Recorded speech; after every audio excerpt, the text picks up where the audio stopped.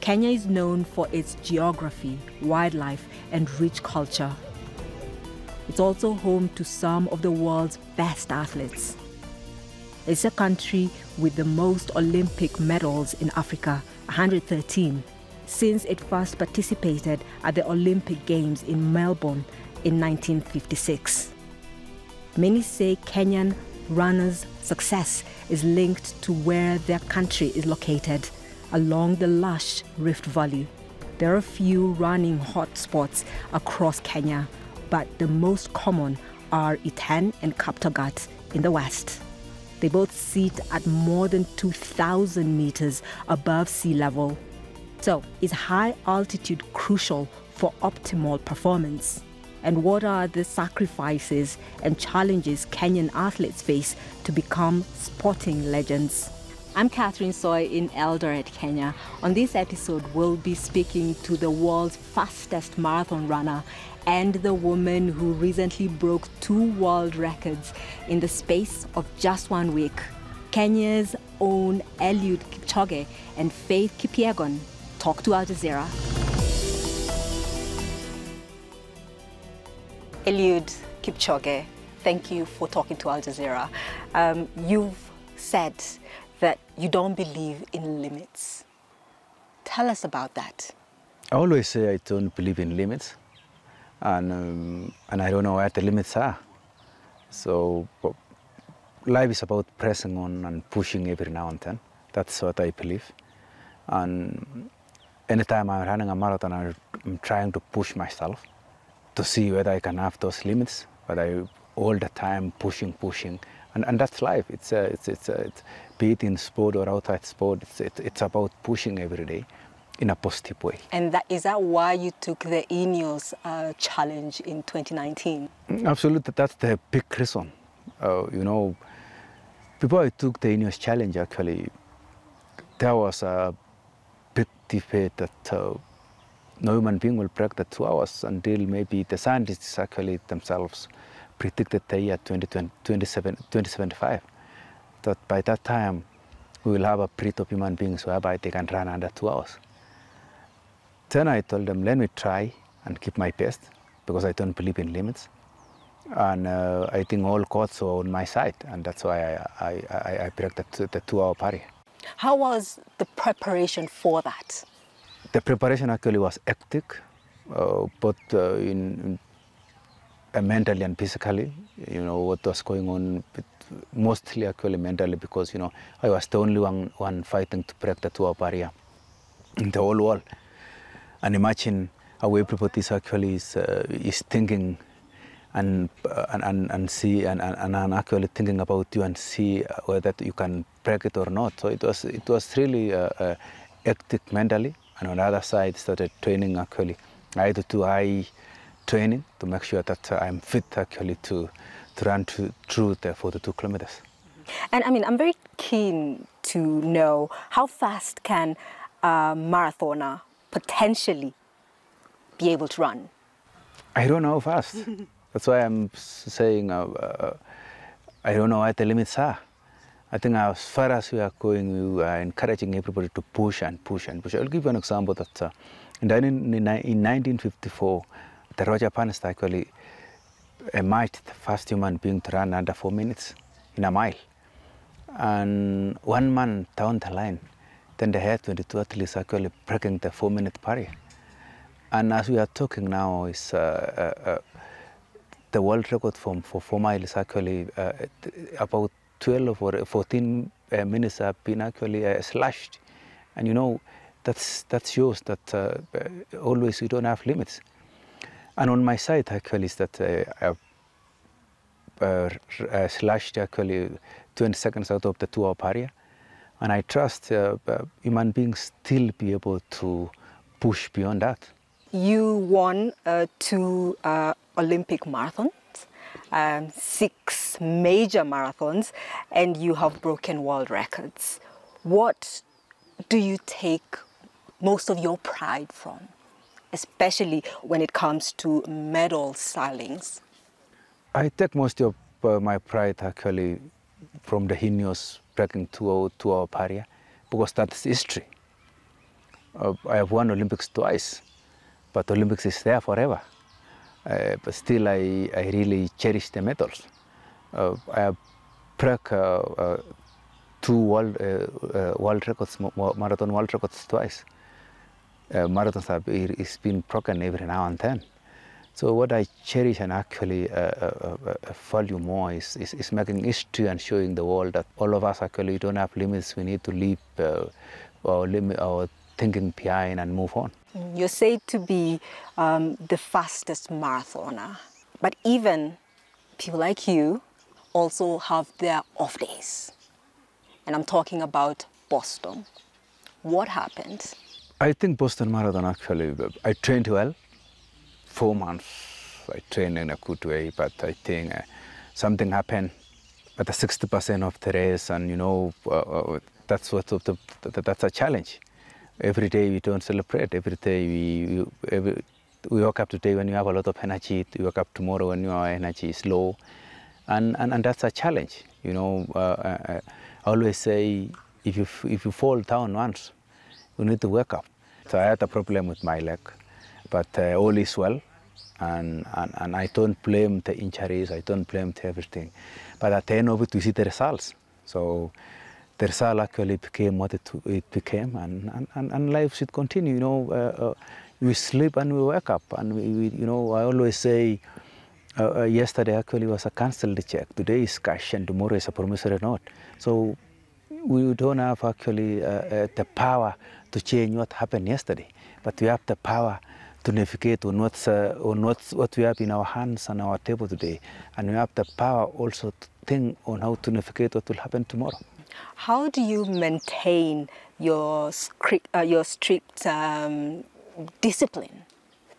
I always try all the very best to play in a positive way, think in a positive way, being actually self-disciplined. I'm trying I'm taking cautious not to go off the course all the time as far as self-discipline is concerned. And you live here. Right now we are at this athletes camp in Eldoret, Absolutely, in Rift Valley. Just tell us about your life here, because you spend most of your time here training. Yes, my life is simple as the environment you can see. You can relate my life to what's going on here.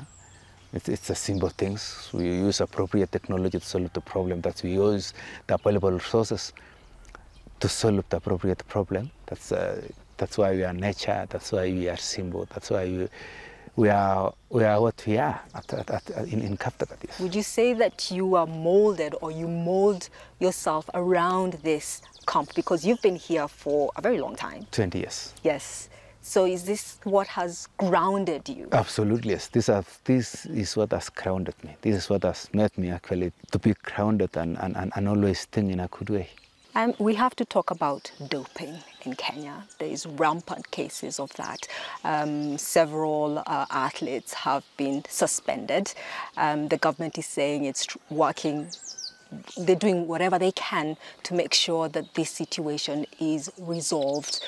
Do you think that the measures, the anti-doping measures in place are enough?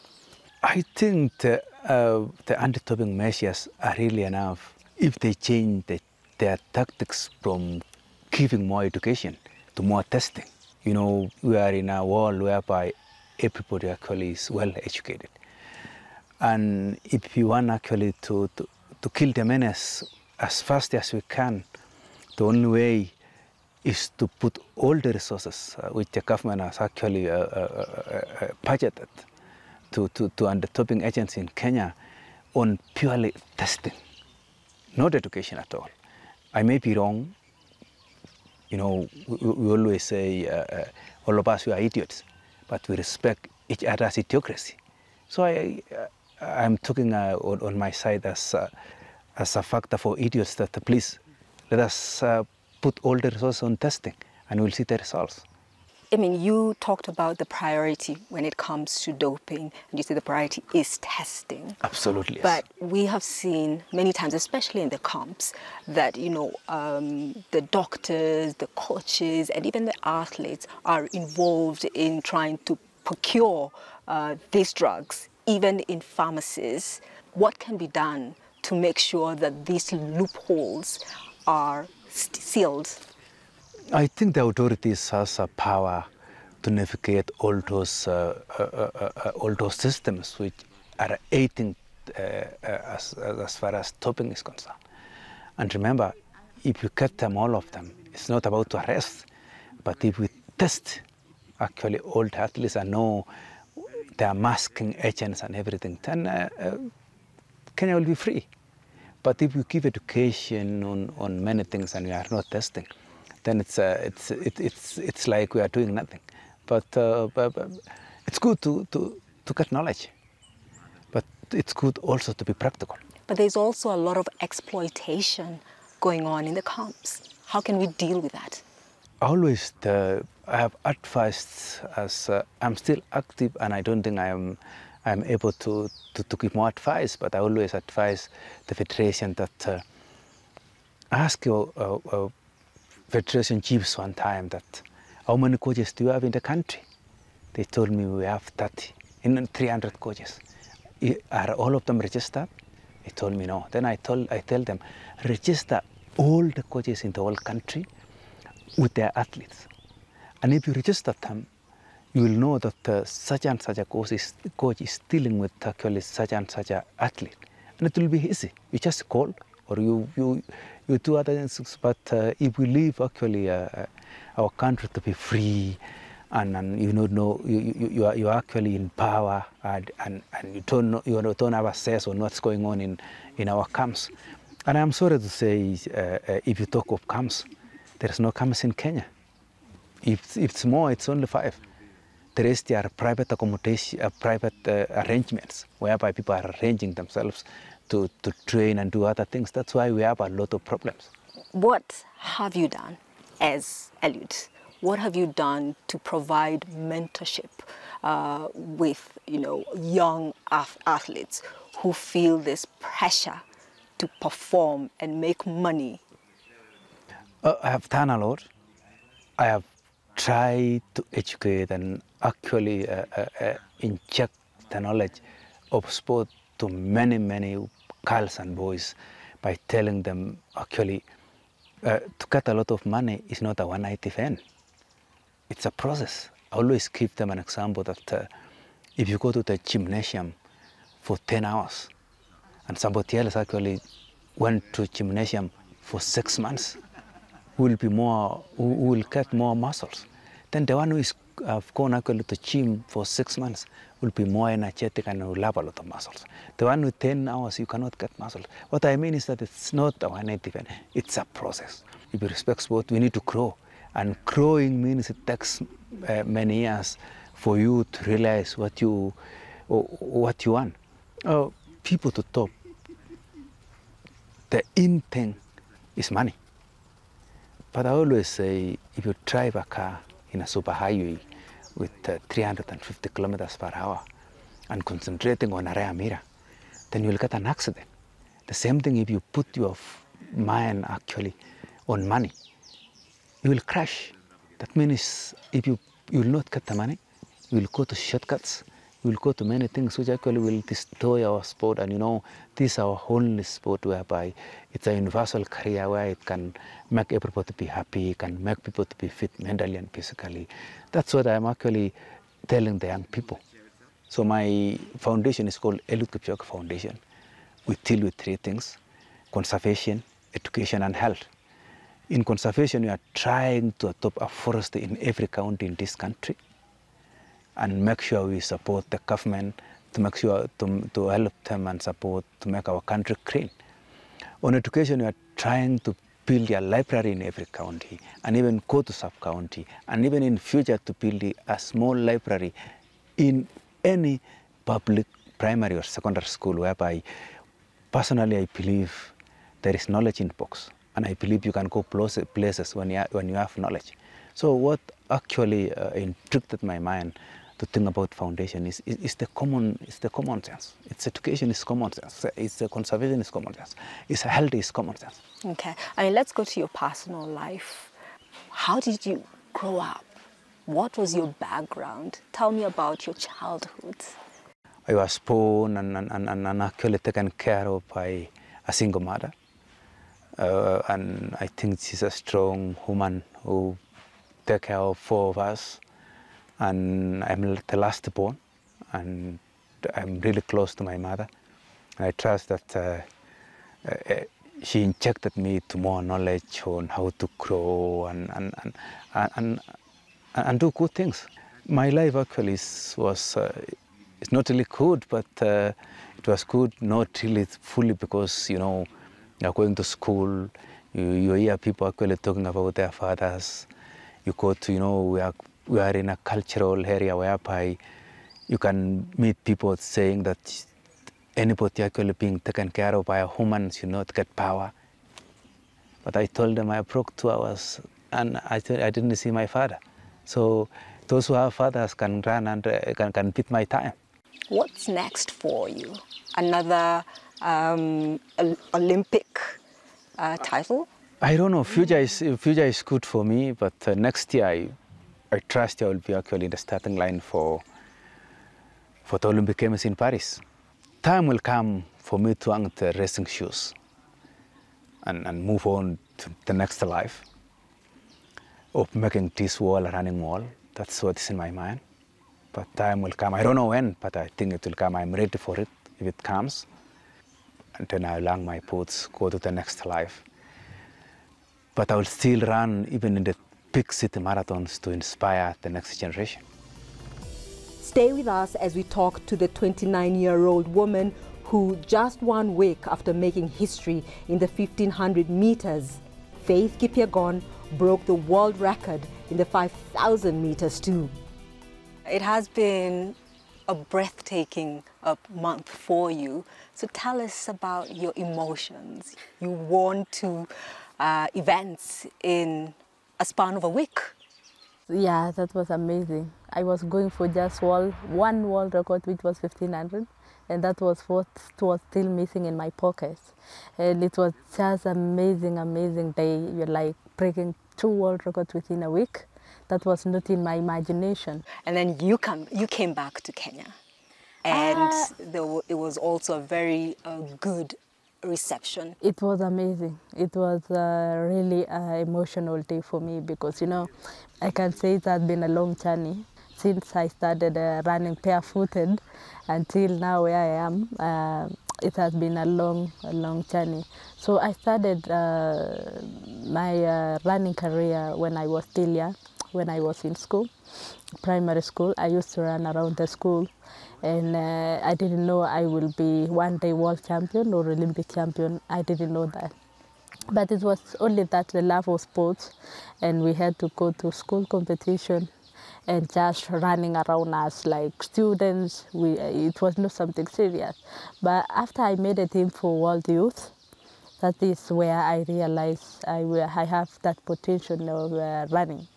So I went to World Youth, and I came back. I met with Coach Charles Ngeno, who introduced me to running. He introduced me in training. He told me, yeah, you can be a good athlete. And that's where I started. I went to World Junior. He introduced me. He was still my coach. I won the World Junior in Barcelona. And I just keep on with the discipline and hard work. And this is where I am. I'm surprised. What memories stand out for you? The memory stand out for me is running barefooted. I think the pictures which is trending at the moment will motivate many young girls, and who want many girls who want to be fit in future. I think I've left a legacy of a high standard because running barefooted, I'm 2 times world record holder. In the future, are you looking into running a marathon or marathons? Of course, yes. I'm looking up to Eliud, and Eliud started in 1500. He moved to 5,000, he moved to 10,000, half, and now he's in marathon, and he's a legend in marathon. And how has he influenced your life? In many ways. He has influenced my life in many ways. Like my brother, it's a big brother to me. He motivates me a lot. We talk like a brother and sister. You're legends, but when you come here, what do you refer yourself to? For us here in camp, we live like sisters and brothers. We don't see ourselves as elite athletes. So you put aside all these medals. Yes, You're course. just Yes. runners. We are all equal. We are only runners when we are here. We leave the title aside and we become a sister and brothers, and we listen to each other. So like Eliud, we wash dishes together, we cook sometimes, and that is make our sports enjoyable here. Yeah. And then in 2017, you decided to take a break, and you wanted to be a mother. Tell us about that journey, that motherhood journey. It was not an easy journey. It was a matter of taking it as a journey of beginning a life. Because for me, gaining weight from 43 to 63, 64, it was not an easy journey. And you know, you are used to 43 kg and you are an athlete. So how will you come back after that journey of 63 kilos? How will you reduce that? For me, that was what it was going on in my mind. Like, am I going to come back into athletics, or this is my end of career? But I took it as positive. I took it as like a journey that I want to empower women and young mothers around the world, that everything can be possible. Look at now, I have a baby back at home and I'm a world record holder. It didn't change my journey of being an elite athlete.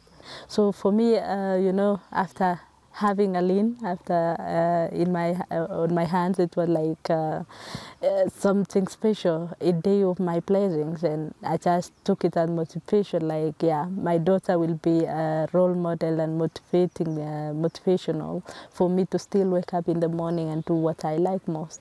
I want us to talk about exploitation, especially in some of these camps.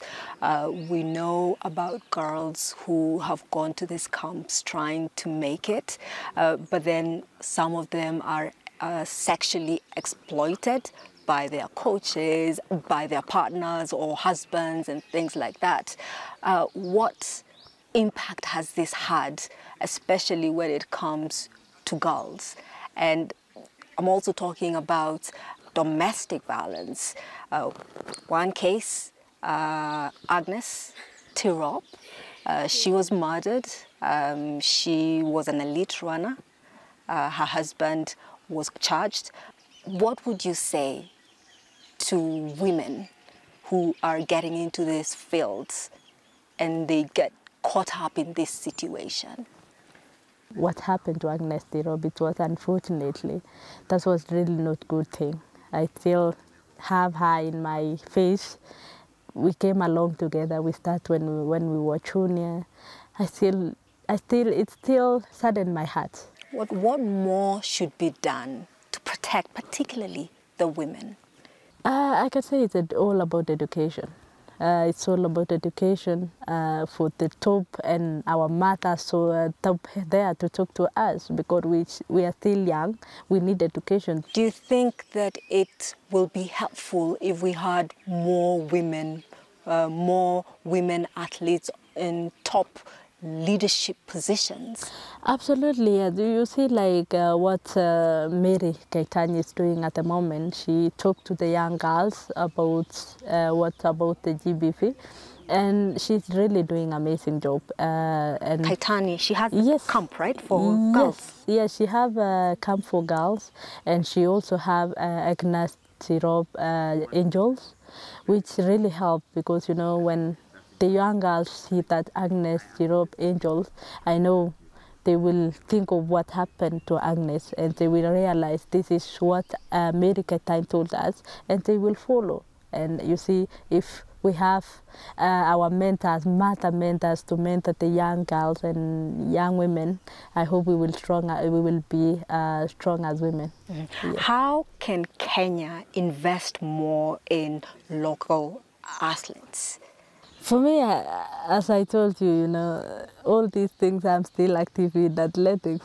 But for me, what I could urge the government of Kenya is just education, to educate young athletes. Yeah, I can say young athletes or even top athletes who just invest when they get something, and they will just come out of a bad situation, and they will have a better future. Faith Kipyegon, thank you very much for talking to Al Jazeera. Thank you.